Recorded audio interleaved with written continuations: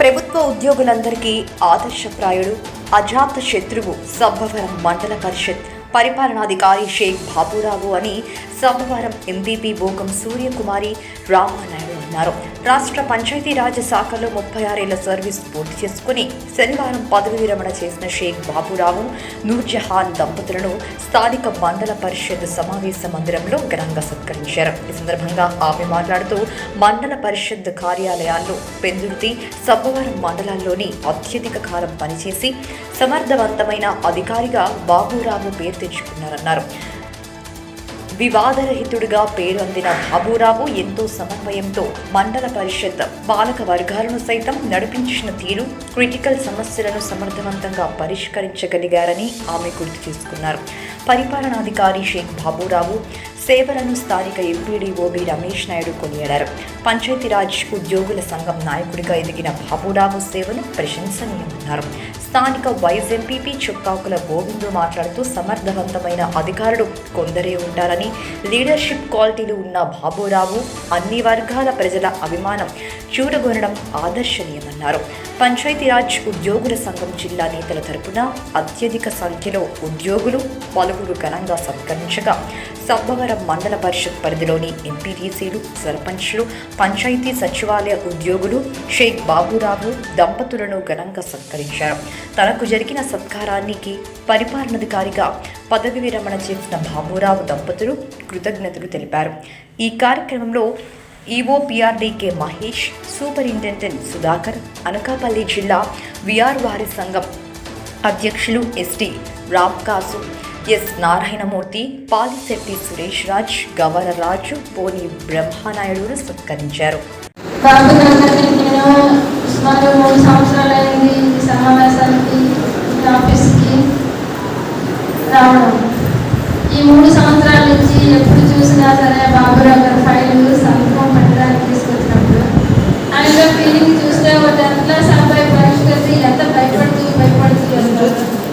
ఎంత భయపడుతూనే ఆయన ఎప్పుడు కనపడతారు. ఆయన ఇప్పుడు వరకు నేను ఒక తొందరపాటు చర్య కానీ ఈ రోజు ఆడే మాట రేపు ఆడతారు. ఆయన ఆ సమయంలో ఆయన ఉన్నారు. ఎంత పెద్ద విషయమైనా సరే చాలా చక్కగా హ్యాండిల్ చేసేవారు ఆయన. నేను చాలా విషయాల్లో ఆయన పరిశీలించాను. ఆయన చాలా తక్కువ చదువుకున్నా సరే ఏ ఒక్క విషయమైనా సరే అధికారుల విషయంలో కానీ, ప్రజాప్రతినిధుల విషయంలో కానీ ఏదైనా మా చెవులు పడితే అది ఆయన చెవిలో పడినా సరే పడాలా లేదా, అసలు బాబురావుకి విషయం తెలుసా తెలీదా సార్కి అని అనుకుండేదాన్ని నేను. కానీ ఆయనకి ఎప్పుడో తెలుసు. ఆయన ఎప్పుడు బయటపడేవారు కాదు. మంచి మాట అయితే చాలా చక్కగా వివరంగా చెప్పేవారు. చెడ్డ మాట అయితే 3 నెలల తర్వాత వరకు కూడా ఆయన బయటపెట్టేవారు కాదు చెడ్డ మాటని. తర్వాత ఆయన ఈరోజు పదవీ విరామం చేస్తున్నారంటే నాకైతే అలా కనిపించలేదు. ఈ రోజు పూసిన పువ్వు ఎంత ఫ్రెష్గా ఉంటుందో అంత ఫ్రెష్గా ఆయన బాబురావు కోసం కనీసం ఒక ముఖ్యమైన మాట్లాడాలని బాగా శక్తి తెచ్చుకున్నాను. ఎందుకంటే కనీసం ఒక ముఖ్య మాట్లాడాలని సరే, ఎందుకంటే మన మధ్యలో ఉన్న ప్రజల గొప్పతనమో మాతాల గొప్పతనమో తెలియదు, కానీ సబ్బవరం మండలం అంటే మంచి ఆఫీసర్స్ వస్తారు మండలాధికారులు అంతా కూడా. అందులో ఈరోజు పదవి జరుపుకున్నటువంటి మన బాబురావు గారికి, నాకు తెలిసి బాబురావు గారికి ఎవరు శత్రువులంటే ఉండరు.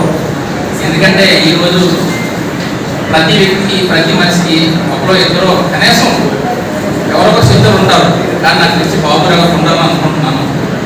ఇక తల్లి గర్భం నుంచి వచ్చిన ఎవరైనా సరే చాలా దశల్లో చాలా పాత్ర పోషించాల్సిన అవసరం పుట్టుకతోనే ఉంటుంది.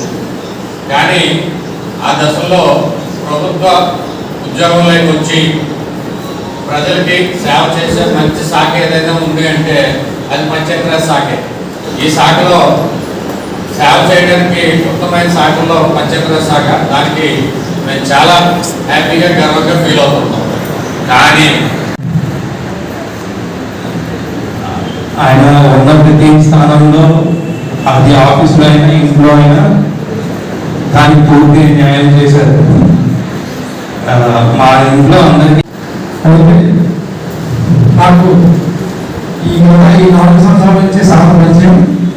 ఆయన ఎంత సున్నితమైన వ్యక్తి అంటే, సార్ నాకు ఈ సంస్కృతి ఉంటే ఏం కాదు నాకు కూర్చో మాట్లాడతాను సార్, మామూలుగా పలానా దగ్గర పరిచయం లేదండి, ఏం లేదు కూర్చో మాట్లాడతాను అంటే ఎంత కోపంతో ఉన్నా కూడా అందరినీ ఆహ్వానిస్తే మీ పనులన్నీ కూడా చక్కగా చక్కబెట్టుకుని ఈ కార్యక్రమానికి విచ్చేసినటువంటి మీ అందరికీ, అదే రకంగా ఇక్కడికి విచ్చేసినటువంటి ఈ 36 సంవత్సరాల సర్వీస్ లో ఆయన తాలూకా గుణగణాలు, అలాగే సర్వీస్ పరంగా అయితే ప్రతి ఒక్కరికి చేయూతనిస్తూ అందాలను ఇస్తూ ముందుకు నడిపిస్తూ ఇమీడియట్గా ఆయన చెప్పడం, మేము ఆయనతో మా తాలూకా విషయాలు షేర్ చేసుకోవడం అనేది కామన్గా జరుగుతున్నది. అయితే మరి దాదాపు 36 సంవత్సరాల సర్వీస్ కంప్లీట్ చేసినట్టు ఆయన కనిపించడం కూడా అలా కనిపించదు. చూడండి, మరి ఇప్పుడే ఇంత అందంగా ఉంటే అప్పుడు మరి ఏ రకంగా ఉండేవారో